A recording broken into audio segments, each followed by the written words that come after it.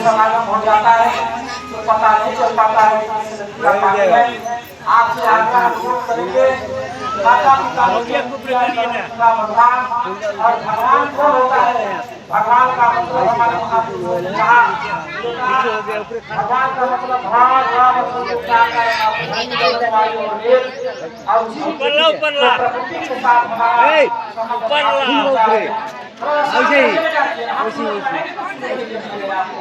सुनिए सुनिए बाबा साहब अम्बेडकर ने वर्ष पहले दोनों को सुनिएगा बाबा साहब डॉक्टर बी आर अम्बेडकर उसी तरह आप लोगों ने कार्य संबंध हो गया इसलिए बाबा साहब डॉक्टर बी आर अम्बेडकर ने अपने समाज के लिए राष्ट्र के लिए इन्होंने कंधों से सामाजिक परिवर्तन को आज करने में अपने पूरे जिंदगी को लगाने का काम किया। आपको पता है बाबा साहब के सामने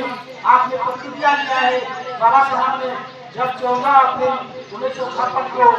जब दीक्षा भूमि में अपने 5 लाख अनुयायियों के बीच में अपने बहुत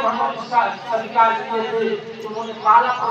प्रतिज्ञा में पाला कहा था कि मैं ब्रह्मा विष्णु महेश को भगवान नहीं मानूंगा और उन्होंने कभी अवतार लिया भगवान गौतम बुद्ध के बाद बाबा साहब की पत्नी कौन सा लोग हैं और बाबा साहब ने पति पत्नी ला करते थे एक दिन बाबा साहब अपने पत्नी सहाय आपने राष्ट्र के निर्माण के लिए कंधों से कंधा मिलाकर समाज को परिवर्तन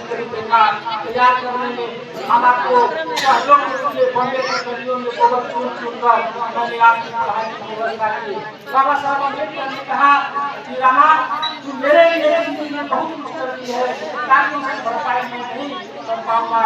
साथियों बाबा साहब के दो बेटा थे एक बेटी थे पहला बेटे के नाम रमेश दूसरे बेटे के नाम गंगाधर और तीसरे बेटे के नाम राजा और एक बेटे के नाम था चारों औलाद बाबा साहब के दुनिया से चले गए मर गए थे बाबा साहब की पत्नी उदास रहा करते थे लास्ट में बाबा साहब की पत्नी उदास के साथ बाबा साहब की पत्नी बाबा साहब की पत्नी साहब आप मेरा वो बात मान लीजिएगा हमारा जो बाल बच्चा इसलिए जन्माए जाते हैं जब बुढ़ापा का लाठी का सहारा बेटा और बेटी होता है लास्ट में बाबा साहब अम्बेडकर के कहते हैं अरे रामा अगर मेरा बाल बच्चा जन्म लिए ना मेरा बेटा मर भी गया बाबा के अभाव के कारण हम सही तरीके से इलाज नहीं करा पाए लास्ट में कहावत भी है कि पुरुष पत्नी से लाचार होता है और पत्नी पुरुष से लाचार होता है बाबा साहब अम्बेडकर जब ये बात को रखते हैं तो बाबा साहब की पत्नी कहती है कि साहब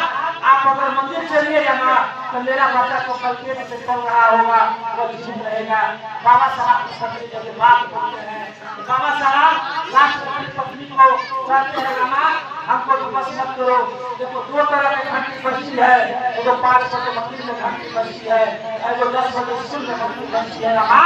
अब जो 5 बजे घंटी बजती है रमा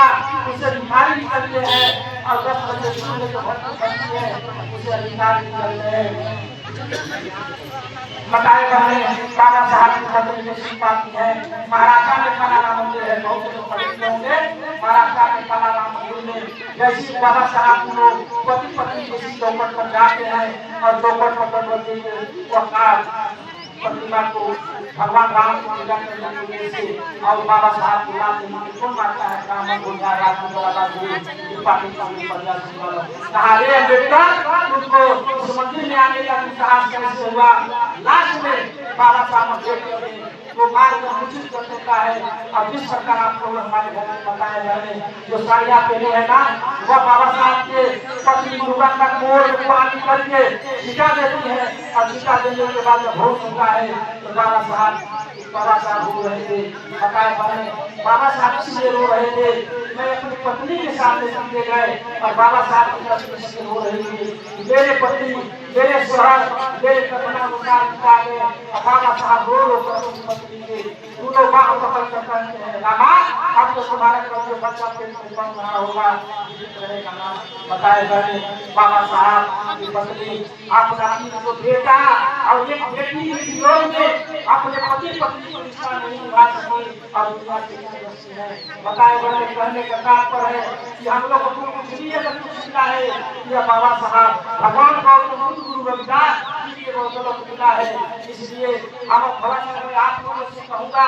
कि हमारा घर बर्बाद हो जा रहा है, हम बर्बाद की ओर कगार पर जा रहे हैं। पहले तुम्हारा लक्ष्य था सदा भगवान चाहिए, संत रहेगा गणेश, अब पंच जो लक्ष्य मिलकर करेंगे रापा